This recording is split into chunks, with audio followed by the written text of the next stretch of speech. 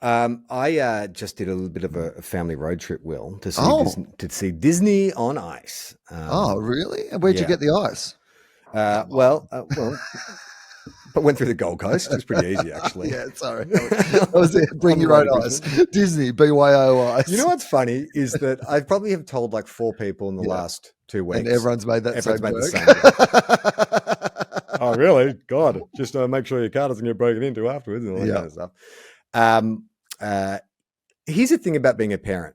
It is a constant balancing act between the joy of seeing your child having a great time, Mm-hmm. balanced with the mind-numbing boredom of the things that entertain them. Like, oh boy, like it was a 2-hour show with a 20-minute intermission, and essentially all it is ice skating in very puffy, strange-looking Disney costumes. And Disney has obviously this real adherence to the brand, right? Like, Mickey can't be seen with his head off at any stage. Like, they've just got to maintain this kind of like, all the costuming is like, what would you say, movie accurate? You know what I mean? Like, if you've got Sleeping Beauty or Belle from Beauty and the Beast, it's all this comic accurate kind of stuff. Mm-hmm. But they've started doing this thing which really disturbed me.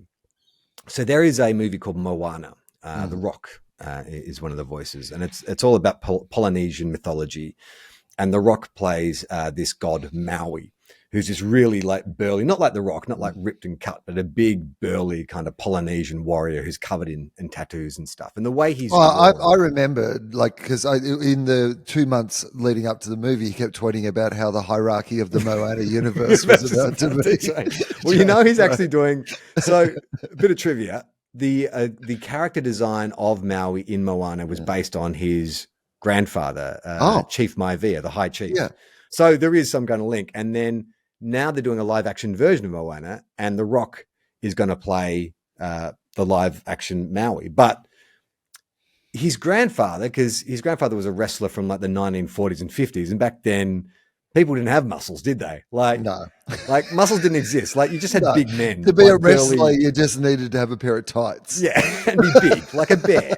Yeah. So I'm interested to see whether The Rock will just be The Rock, with a wig on, or if he's going to sort of, because Disney, like I say, Disney has this thing about being Disney accurate. They like to kind of keep their branding fairly consistent. And the reason I'm sort of bringing that up is that I think Moana is probably Iona's favorite Disney film. So she's very excited when Moana came out. And I was waiting to see and she loves Maui because he's such a great character. But then when Maui came out, because he's drawn kind of like comically bulky, like, giant thick legs and big feet like an elephant and just like a big guy.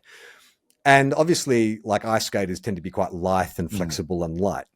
So what they had was a Maui suit. So it was someone coming out in like a giant puffy, but Maui just wears like a grass skirt because he's a Polynesian warrior. And it's just his big. So what it essentially looked like was Hannibal Lecter or Buffalo Bill from Silence of the Lambs had just spent years like kidnapping Polynesian men and skinning them and patching together his own human suit, because he just had this kind of Maui flying around on ice, but just this horrifyingly unrealistic, loose-skinned monster.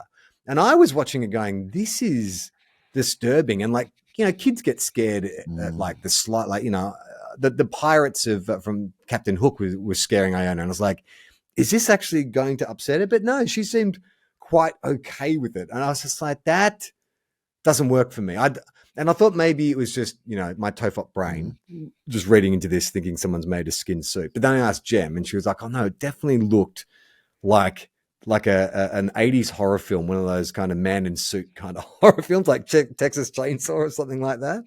Okay. Well, is it appropriate to boo? Like at a Disney on Ice. Yeah, you can boo the bad. No, it can't be Maui. You can boo the bad guys. Yeah, that's what I mean. Just boo Maui. Boo the suit. Boo! Looks ridiculous. How many men had to die for that? Find a big guy who can skate. This is gross. And Did creepy. you tell them to put the lotion on their skin?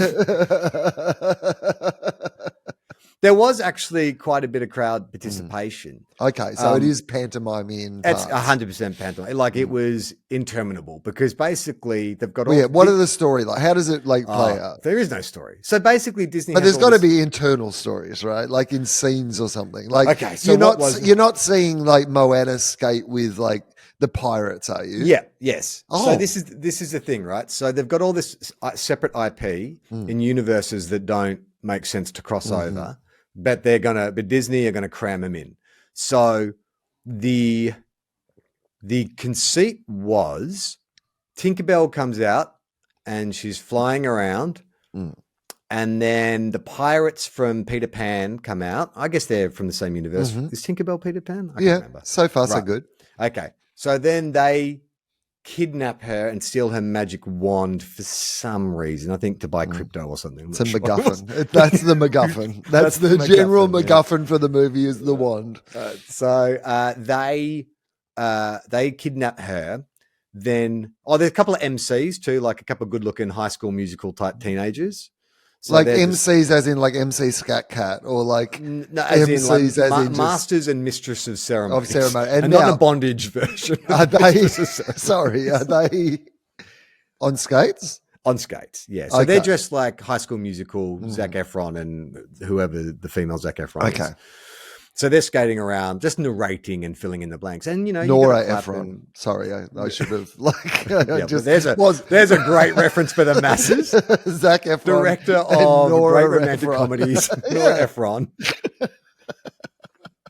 So Tinkerbell gets kidnapped. So then the High School Musical MCs are like, Mickey, are you there? So Mickey, Minnie, Goofy, and Daffy. Who's the Disney one? Daffy and Donald. Donald Duck. So Donald Duck, Goofy, Mickey, and Minnie come out, and they're like, "We'll figure this shit out. we'll Don't- solve this crime. Yeah. Literally, Mickey comes out, stubs out a cigarette, and says, "Don't even sweat it, dog. He goes, Mickey got this. Mickey's on this shit." Mickey just turns to the crowd and go, "It's time to serve some bad guys a Mickey." So then they say the way to free Tinkerbell, obviously, Okay. with fairies is Is applause. Applause. Yeah. So the louder we can cheer and clap, the had a little like fairy meter would go up, and then you Okay. can free Tinkerbell. It's convenient they already You're had actually that. making me. I only saw this yesterday, and now Yeah. I'm like, but You've what forgotten fucking the plot? happens- What happens, What happens next? See what Well, you then can they just remember. start bringing out all their separate IPs, and for some reason that relates. So they bring out. But hang on, is Tinkerbell still in, or is she freed by this stage? No, Is she's the at the back. applause She's at the back. So basically, like you've got being on the- waterboarded or like? yeah, Abu Ghraib style. We just see with a black hood just standing on some On a car plank- batteries. on a wires plank on a attached boat to her being fingers. waterboarded. She's sitting there holding up a newspaper, so condemning the West. That would be a bold move at like Disney on Ice. Just Tinkerbell tied to a chair, black eye. You didn't applaud loud enough every time. They don't applaud loud enough. They just pour some more water over the face mask. Louder. Tinkerbell struggles.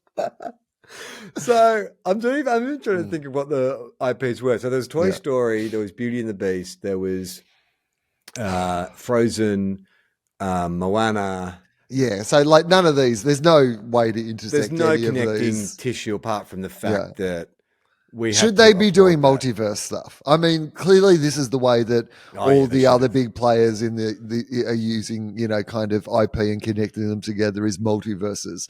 Should Disney on Ice go multiverse? Should there be something at the start where Tinkerbell is tinkering around with her magic and she unlocks some sort of multiverse, and then that's the way that you can get all the different IP in? Well, they could have done something like that, but it has a very strange vibe to it because I'm assuming most of the cast are like ex-European, figure skaters or something, because the way it plays out is they're all miming. There's like there's a backing tape, which is the story, like a storybook. And then you've got all these actors in costume because either they're wearing a big Mickey head and their mouths don't move anyway, or they're a human character, but they're just miming and pantomiming what they're saying, and you're hearing a recording of it. Yeah. And they had all these weird like sound-alike. So there's a sound-alike Tom Hanks, a sound-alike Tim Allen. Well, actually, I think that might have been the genuine Tim Allen. Like maybe they were able to get Tim Allen. But The Rock, that wasn't The Rock. It was a rock-alike. So I was surprised by that because I was like, surely Disney can just play dialogue from the film. Like they own that. They don't have to pay The Rock. Do they have to pay The Rock twice? I mean, I think if you do your deal properly, you'd have to get paid again if they're using it for something Public else. broadcast. Yeah, I guess like so, for 'cause it'd another be project. cinematic, home video, and then ice you'd need skating live release. performance. Yeah. Especially if you're going to ruin The Rock's reputation by showing Tinkerbell getting waterboarded, you've got to at least pay him well for that. I mean, it's weird to me they don't use the frozen people at the start to freeze the ice in some way. Like it feels to me that like Frozen should be the element that is first introduced around the ice and ice skating element. Well, here's what I'll tell you, right? Yeah. Because I said Moana was Iona's favorite property. That's a second. Her favorite is Frozen. Like 99% Every child. kid. Exactly. I think we can just lock in Bluey and Frozen as the two answers for top entertainment for most children. 100%. So that is their Mr. Jones. If Disney on Ice are the Counting Crows, they're not giving you that shit like straight up. You got to sit through a ton of filler to get to what, even though the conceit of it is so perfectly set up that it should just be fucking Frozen. They know that parents will be walking out the door as soon as they hear Let It Go. Like that's what we're waiting to hear.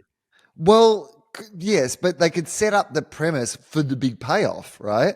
Like you set up some scene early on, do some lesser. I don't know what the second best song from Frozen is, but you do like the second best song from Frozen in some scenario, and then kind of plant that seed that by the end it's all going to get paid off with a huge big. Because is "Let It Go" the biggest song in the show? Yeah, biggest song in the show, probably the biggest song in Disney history. Like it's like 2 billion downloads or something like that. But you're right, there are second songs and there's secondary characters in Frozen that are beloved. They really should have just come out and said, "Hey, it's really cold in here because it's Frozen." Well, couldn't your host be like? I'm not going to get these characters right because I've never seen Frozen, but like Olaf and like whatever the comic relief kind of. You're right. You're 100% right. That's what it should have been. In fact, we should be the artistic directors. Firstly, we'll win you over with Olaf should host. And then have you thought about Tinkerbell being waterboarded? We're like we're the James Gunn or Kevin Feige of the Disney on Ice universe. Because we're also doing a lot of ice when we're coming up with the ideas. Second thing is, let's make Maui a real human skin suit.